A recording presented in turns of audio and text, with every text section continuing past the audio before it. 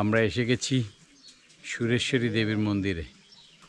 এটি জঙ্গল সাফারি করে আমরা পৌঁছে গেছি। জায়গাটা খুব মনোরম, নির্ঝঞ্ঝাট। এখানে 5টার পরে মন্দির বন্ধ হয়ে যায়, এখানে কোনো এন্ট্রি দেয় না গেট থেকে, কারণ এটা হচ্ছে টাইগার রিজার্ভ ফরেস্ট। এটা হচ্ছে সিদ্ধপীঠ শ্রী সুরেশ্বরী দেবী মন্দির। সুরেশ্বরী দেবী এবং সুরেশ্বর মহাদেব, সুরেশ্বর মহাদেবের মন্দির এখানে। সিদ্ধপীঠ শ্রী সুরেশ্বরী দেবী কি মন্দির। সুন্দর জায়গা, এটা আমরা ভালো করেছি। এই আউটস্কার্টে এসে আমাদের ভালো লাগছে।